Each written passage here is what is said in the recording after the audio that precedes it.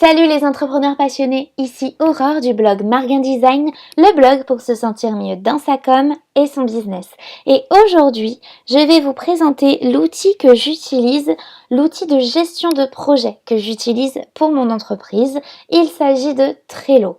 Je vous recommande vivement d'utiliser cette application pour vous organiser si comme moi, vous avez tendance à perdre vos papiers, si comme moi vous avez beaucoup d'idées à noter mais que si vous les notez sur des post-it ou sur des feuilles volantes, à la fin vous vous y retrouvez plus. Je vous recommande vraiment cette application si comme moi vous avez plusieurs projets à gérer en simultané. Si vous aimez aussi faire des listes, si vous aimez aussi pouvoir accéder à ces listes via vos différents périphériques, ordinateurs, tablettes ou smartphones, Trello est un logiciel qui fait tout ça. C'est entièrement en ligne et bien souvent il y a des gens qui me disent j'aimerais pouvoir utiliser Trello, ça a l'air génial mais j'arrive pas à m'y faire, j'arrive pas à comprendre exactement comment ça marche. Donc ici je vais vous présenter l'application de manière très basique. Je vais vraiment vous montrer les fonctionnalités de base pour que vous compreniez le principe. Par contre, après, ce que je vais vous inciter à faire, c'est à manipuler vous-même l'application et chercher un petit peu quelle est finalement la façon dont vous allez pouvoir l'utiliser qui va vraiment vous correspondre. Parce que c'est ça le gros avantage de Trello, c'est que c'est une application qui permet énormément de choses différentes, énormément de systèmes d'organisation différents et du coup ça peut vraiment s'adapter à chaque personne, à la façon de s'organiser de chaque personne. Donc je vais vous montrer exactement comment utiliser Trello. Donc déjà, il faut que vous alliez sur Trello.com et que vous vous créez un compte. Là, j'ai créé un compte exprès pour cette vidéo pour vous faire un exemple. Donc vous allez voir, c'est très facile pour vous créer un compte, il ne vous pose pas énormément de questions. Simplement, il va vous demander un mail, votre nom, un mot de passe, enfin voilà, c'est vraiment très basique. Ensuite, ici, vous êtes en fait sur une page d'accueil qui va vous résumer les dernières activités de vos tableaux. Alors, qu'est-ce que c'est qu'un tableau? Dans Trello, un tableau, c'est un petit peu comme un dossier en fait. C'est un peu comme une grande catégorie. Et c'est vous qui allez décider quel sera le thème de cette catégorie, de ce dossier. Donc en fait, il faut que vous imaginiez comme un tableau en liège sur lequel vous allez pouvoir mettre tous vos post-it et organiser tous vos post-it. Mais c'est exactement ce principe. Un tableau, Trello, c'est comme un grand tableau en liège où vous allez pouvoir mettre plusieurs post-it. Ces post-it dans Trello, ça s'appelle des cartes. Alors, je vais vous montrer en créant un tableau tout de suite.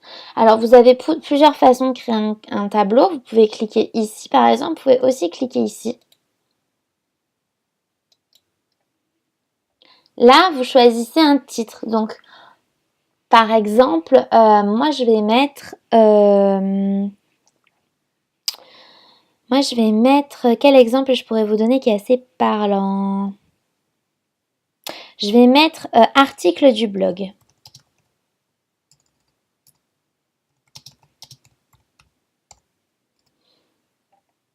Ici, il vous propose de choisir soit une couleur, soit une photo.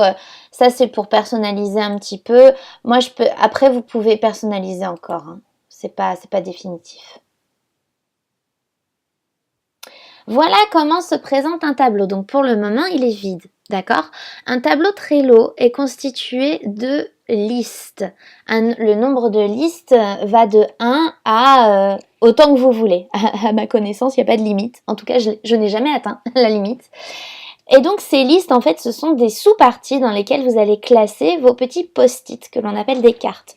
Donc, du coup, par exemple, là, je vais faire une liste d'idées d'articles pour le blog.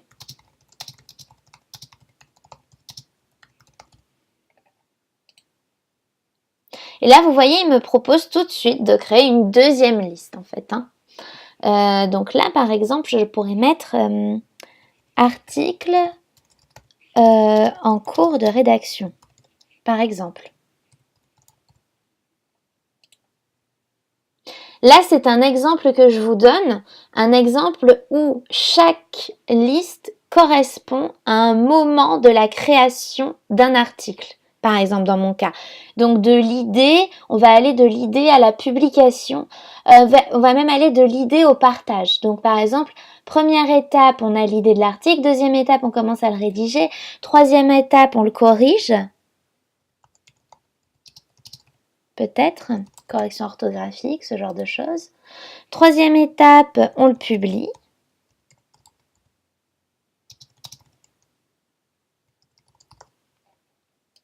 Et dernière étape, on le partage. Par exemple, c'est pas comme ça que je m'organise en vrai dans Trello pour les articles, mais mon organisation, elle est tellement personnelle que si je commence par vous montrer ma vraie organisation de blog sur mon tableau Trello dédié à mes articles de blog, je pense que je vais vous embrouiller.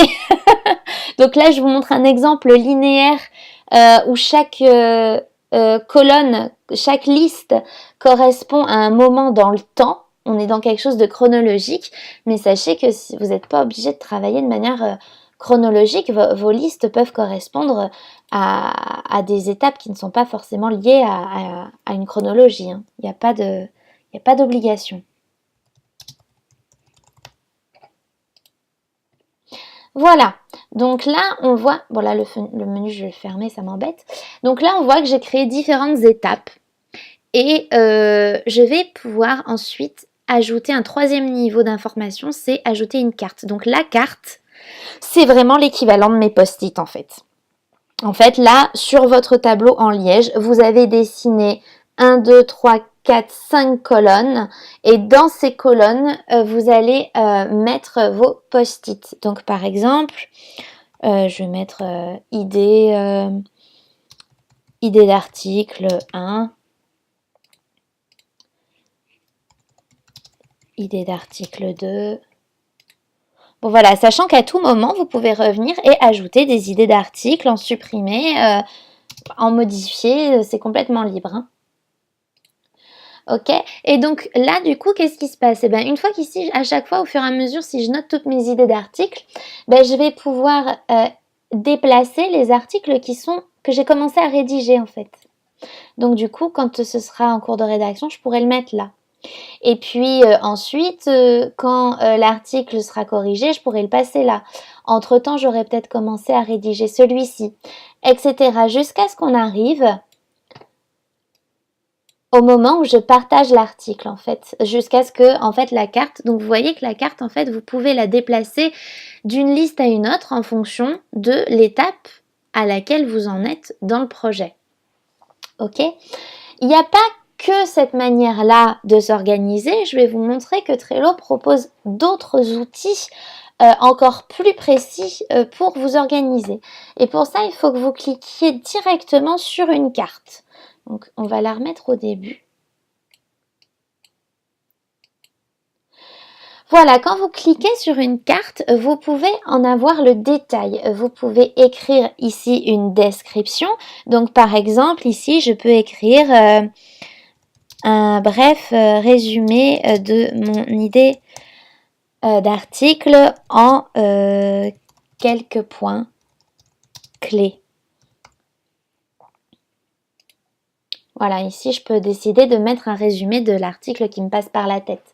Pièce jointe, ici, par exemple, si vous cliquez, vous allez pouvoir aller chercher soit dans votre ordinateur, soit dans votre Google Drive si vous en avez un, votre Dropbox, etc. Vous allez pouvoir chercher, par exemple, des images, des PDF, des documents Word, bref, toutes les pièces jointes qui pourraient éventuellement vous servir à la réalisation du projet. Donc par exemple, moi dans le cadre de la rédaction d'un article, ça peut être des images que je veux utiliser pour illustrer l'article, ça peut être des sources aussi, des choses que j'ai peut-être récupérées sur internet, etc. et que je vais pouvoir mettre en pièces jointes et récupérer, consulter à tout moment à l'intérieur de cette carte. Ensuite, vous pouvez aussi ajouter des commentaires. Alors ça, c'est plus quelque chose qu'on va utiliser dans le cas où on est plusieurs personnes sur une même carte. En effet, ici, vous pouvez choisir des membres. Donc par exemple, moi je vais m'ajouter. Le fait de vous ajouter, ça va faire que du coup, vous allez recevoir des notifications au rapport de cette carte. Et puis ensuite, vous tapez le nom ici d'un membre que vous connaissez. Ça peut être un de vos clients, par exemple, si vous avez envie d'utiliser Trello avec votre client pour favoriser, fluidifier les échanges avec lui dans la gestion d'un projet en cours. Ça peut être vos collaborateurs aussi, etc. Et donc dans le cas où il y a plusieurs membres sur une carte, effectivement, ici, les commentaires, ça fait un peu office de chat, de conversation. Vous voyez qu'en cliquant ici, vous pouvez mentionner un membre de la carte, par exemple. Vous pouvez aussi ajouter encore une pièce jointe, vous pouvez ajouter des petits émoticônes. Voilà, donc ça, c'est vraiment la partie, on va dire, dialogue, en fait. Si vous cliquez sur Activité, vous allez retrouver l'historique de tout ce qui a été fait sur cette carte. Donc ça, c'est très intéressant. Comme pour un outil de gestion de projet, c'est très intéressant d'avoir comme ça une traçabilité de tout ce qui a été fait. Ensuite, un outil que j'aime beaucoup utiliser dans les cartes, c'est la checklist. Alors la checklist, ce qui est bien, c'est qu'elle est duplicable. Donc je vais vous montrer déjà, je vais en créer une. Donc par exemple, je vais mettre checklist, rédaction d'articles.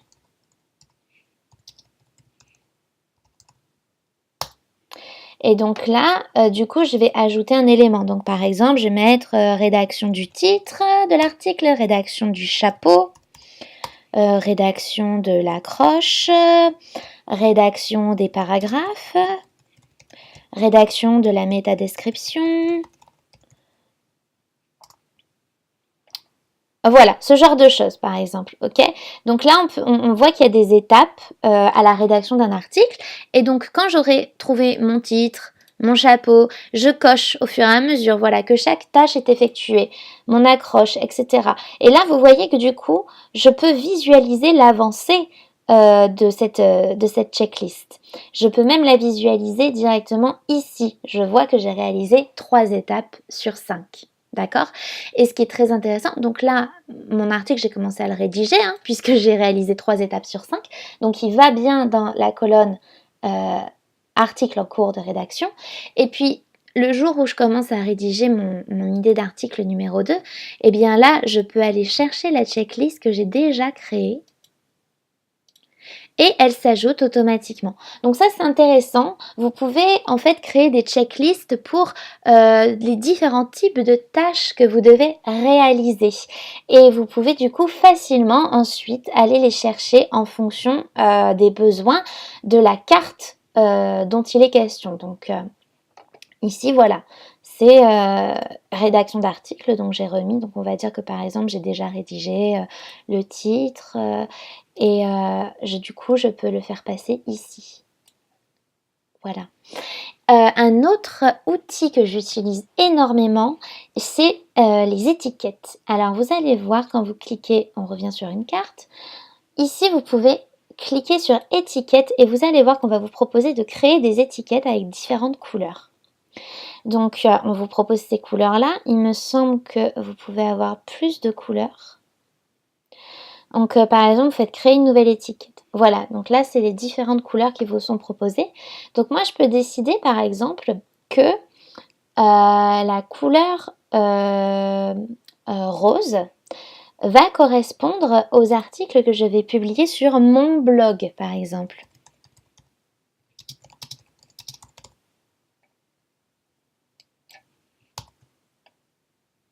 On va mettre pour mon blog.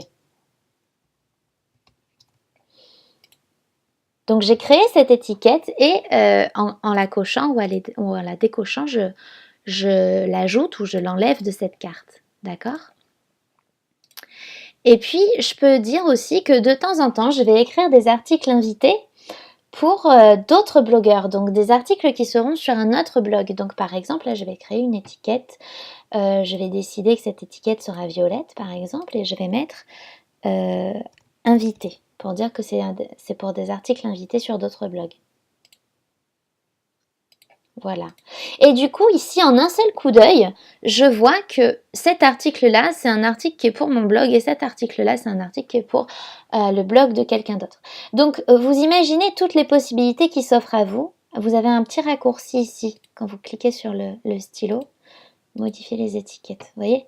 Donc, vous imaginez toutes les possibilités qui s'offrent à vous avec les différentes couleurs. Vous pouvez vraiment mettre un petit marqueur, même plusieurs petits marqueurs comme ça sur toutes vos cartes. Donc par exemple là le vert, je peux dire que par exemple il s'agit d'un article de la catégorie réseaux sociaux par exemple. Imaginons que j'ai ce genre de catégorie sur mon blog. Voilà, donc c'est un article de la catégorie réseaux sociaux qui va être du coup destiné, donc ce ne sera pas un article invité, du coup dans ce cas-là c'est pour mon blog, donc hop, donc là je vois que c'est pour mon blog et spécifiquement c'est pour la catégorie réseaux sociaux. Mais on aurait très bien pu s'organiser autrement, on aurait très bien pu, je vais créer un nouveau tableau, article blog. On aurait très bien pu dire que, tout à l'heure je vous disais qu'on n'était pas obligé d'avoir avec les listes une organisation basée sur la chronologie des étapes de projet. Là j'aurais très bien pu mettre article pour la catégorie réseaux sociaux.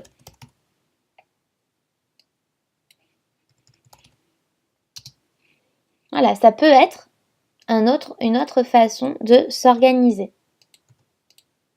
Et ici, je peux dire article pour d'autres blogs. Article invité.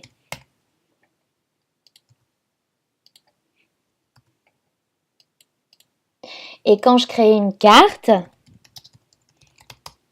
je peux très bien décider que ce sont avec mes étiquettes que je vais pouvoir définir les étapes du projet.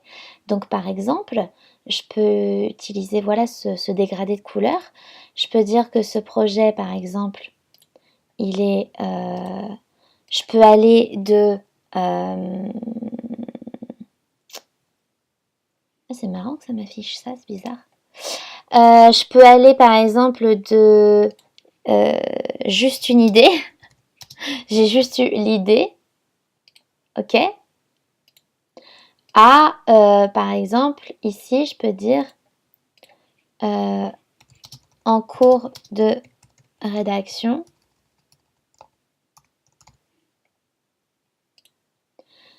et je peux dire ici relecture en cours, et là, je peux dire prêt à être publié.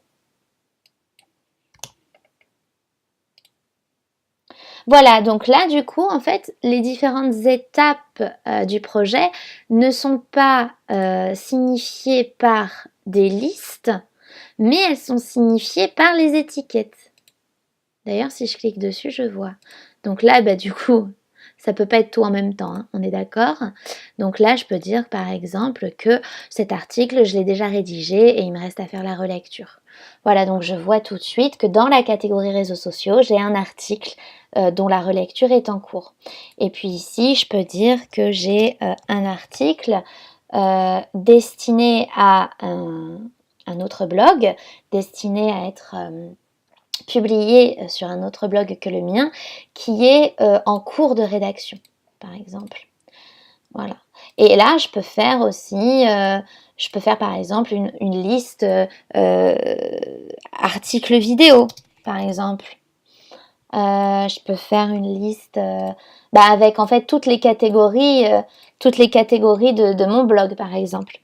Voilà, donc je vous ai montré vraiment les fonctionnalités de base que vous pouvez utiliser dans Trello. Maintenant, à vous d'introspecter un petit peu sur votre process de travail, sur les différentes tâches que vous faites, voir un petit peu comment est-ce que Trello peut vous aider, vous, dans votre organisation personnelle, à mieux vous organiser en fait. Comment est-ce que vous pouvez, qu'est-ce qui est plus logique pour vous, qu'est-ce qui est plus clair? Moi j'ai fait plusieurs tests avant d'aboutir à mes tableaux définitifs. Le but c'est vraiment de faire quelque chose qui soit instinctif pour vous, quelque chose qui va aller un petit peu avec la logique qu'il y a dans votre esprit en fait, votre logique de travail en fait. Et du coup, je vous invite à expérimenter, à essayer différentes façons de vous organiser pour voir quelle est celle qui vous correspond le mieux. Aussi, ce que je voulais vous dire, je voulais vous parler des échéances. Ça, c'est hyper important. Quand vous cliquez sur une carte et que vous cliquez sur échéance, ça va vous permettre de mettre une date, une deadline en fait, un délai qui va s'afficher ici, d'accord ? Ici, vous voyez que c'est pour le 9 juin.